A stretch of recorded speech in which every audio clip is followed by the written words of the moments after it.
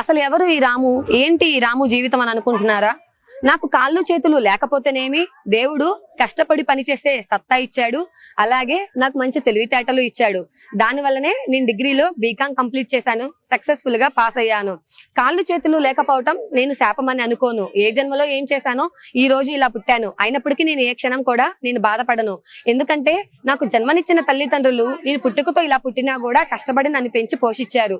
మరి ఈ రోజు నేను వాళ్ళకి ఏదైనా చేయగలిగేది ఏదన్నా ఉంది అని అంటే మరి నేను నా కాళ్ళ మీద నేను నిలబడి వాళ్ళ ముందు నేను దేహి అని ఎవరి ముందు చేయి చాపకుండా కష్టార్జితంతో పనిచేసి వాళ్ళకి 4 డబ్బులు ఇస్తే వాళ్ళు కూడా సంతోషంగా ఫీల్ అవుతారు కదా అని అంటున్నాడు రాము. మరి ఇంత ఆదర్శంగా ప్రాయంగా ఉన్న రామునైతే చూసేద్దామా మరి.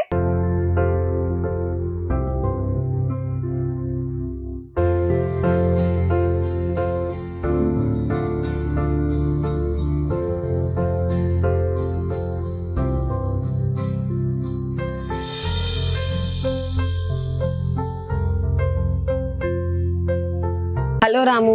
హాయ్ అక్క. బాగున్నారా? బాగున్నాను అక్క, మీరు బాగున్నారా? నేను బాగున్నాను. ఎలా ఉంది నీ బిజినెస్ మరి ఇక్కడ? పర్లేదు అక్క, చాలా బాగుంది.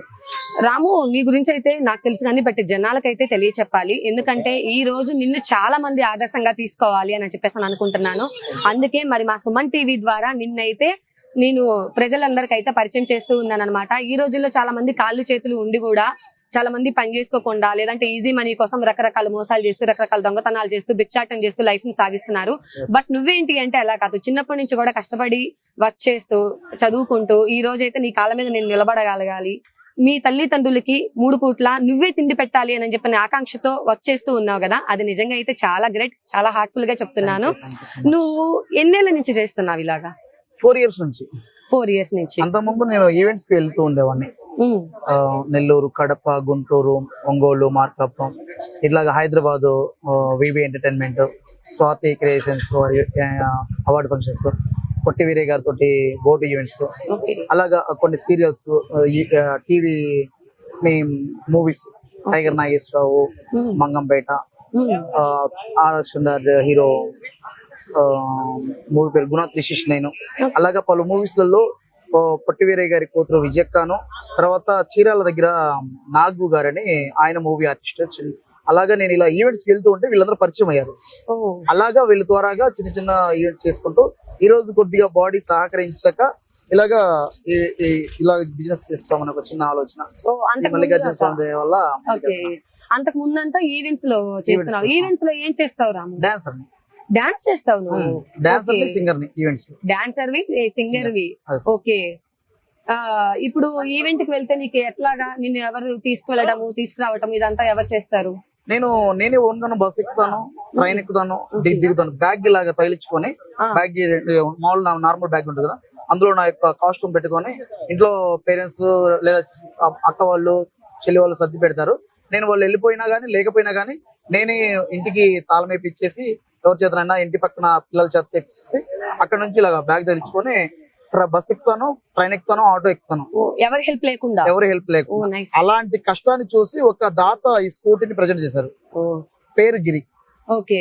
ఆయన ఇచ్చిన ఉమా గారు, గిరి గారు అమౌంట్ ఇచ్చి పేరు కూడా చెప్పకుండా వెళ్ళిపోయారు. ఆ సంఘటన జరిగింది సున్నిపెంట ఆశ్రమంలో. నేను కూడా అక్కడ ఈవెంట్కి వెళ్ళి ఉన్నాను. ఆయనని ఎక్కడం దిగడం ఇలాగా కష్టపడటం చూసారు. అమౌంట్ ఇచ్చేసారు. నువ్వు దీన్ని ఎలాగ ఉపయోగించుకుంటావో అది నువ్వు ఉపయోగించుకోవాలి బాగా అని అన్నారు. ఆ స్కూటీ తీసుకొని ఇప్పుడు ఎవరి సపోర్ట్ లేకుండా నాకు నేనుగా ఈ గాడ్ సెక్షన్ లో ఈ స్కూటీ డ్రైవ్ చేసుకుంటూ ఇలాగ బిజినెస్ చేస్తున్నాను. రెక్కాడితే గానీ డొక్కాడని స్థితిలో నుంచి ఈ రోజు శ్రీశైలంలో బిజినెస్ చేసేంత వరకు వచ్చాను. తల్లిదండ్రులు ఎంతో కష్టపడి నన్ను పెంచి ఇలాగా ఒక వ్యక్తిని, నార్మల్ వ్యక్తుల్ని పెంచడమే కష్టం. అలాంటిది 2 చేతుల వ్యక్తిని, 2 చేతులు లేని వ్యక్తిని ఎత్తుకోవడం గానీ దించడం గానీ తల్లిదండ్రులకే కష్టతరంగా ఉండే స్థితి. అలాంటిది స్కూల్ టైంలో నా స్నేహితులు కొంతమంది ఎత్తుకు తీసుకెళ్లారు. అలాగే వాళ్ళు పెద్దవాళ్ళే ఇప్పుడు జాబ్ పొజిషన్ లో ఉన్నారు. వాళ్లే కాకుండా ఇప్పుడు మా కాలనీలో కొంతమంది పిల్లలు ఇప్పటికీ నాకు సర్వీస్ చేస్తున్నారు మేడం. వాళ్ళ పేరెంట్స్ కు తెలియకుండా, అంటే పేరెంట్స్ కొంతమంది ఒప్పుకుంటారు, వెళ్ళినానా అతనికి హెల్ప్ చేయనానా అని. హెల్ప్ చేయనానా అని చెప్పినా చెప్పకపోయినా కొంతమంది మా అమ్మ నాన్న కూలి పనికి వెళ్తారు. తమ్ముడు హైదరాబాద్ లో అతను సెటిల్ అయిపోయాడు. చెల్లి వాళ్ళిద్దరికి మ్యారేజ్లు అయిపోయినాయి. అంటే ఉంది సింగిల్ గా నేను. కానీ నాకు ఎవరు హెల్ప్ చేయాలి? తల్లిదండ్రులు చేయాలి. తల్లిదండ్రులు చేస్తున్నారు. కానీ ఇంత వయసు వచ్చినాక తల్లి చేత స్నానం చేయించుకోలేం. అలాంటి స్థితిలో ఉన్నప్పుడు నాకు స్నానం మా ఇంటి చుట్టుపక్కల పిల్లలు చేస్తారు. వాళ్ళు నాకంటే చాలా చిన్న పిల్లలు. మీ అందరికి కూడా కృతజ్ఞతలు నాన్న. ఎందుకంటే అంటే అవకాశం వచ్చింది కాబట్టి మీకు ప్రతిరోజు థ్యాంక్స్ చెప్తాను, అది వేరే విషయం. కానీ ఇలాంటి అవకాశం వచ్చినప్పుడు మీరు పేరు చెప్పుకోవడం కూడా ఒక సార్థకత. ఎందుకంటే నాకు హెల్ప్ చేసిన ప్రతి వ్యక్తి పేరు చెప్పుకోవాలని ఆశగా ఉంటది. ఇలాంటి సిచ్యువేషన్ లోనే అలాంటి గుర్తు రావాలి.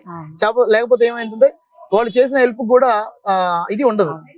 ఇప్పుడు స్నానం చేసుకోలేను, ఈవెంట్ కి వెళ్ళొచ్చి అలాగే ఉండాలి. అమ్మ వాళ్ళు పనికి వెళ్తారు, నాన్న పనికి వెళ్తాడు, వాళ్ళు వచ్చేంత వరకు నేను అలాగే కూర్చోవాలి స్నానం చేయించాలండి.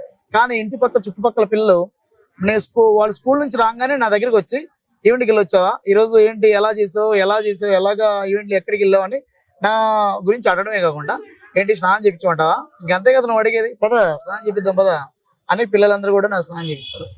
అలాగా నాకు చుట్టుపక్కల పిల్లలు కూడా హెల్ప్ చేస్తూ ఉంటారు. మా ఊరిలోని పిల్లలందరికీ కూడా ఈ సిచ్యువేషన్ లో మీకు శిరస్సు వంచి నమస్కరించినా కూడా తక్కువ నాన్న. Thank you so much.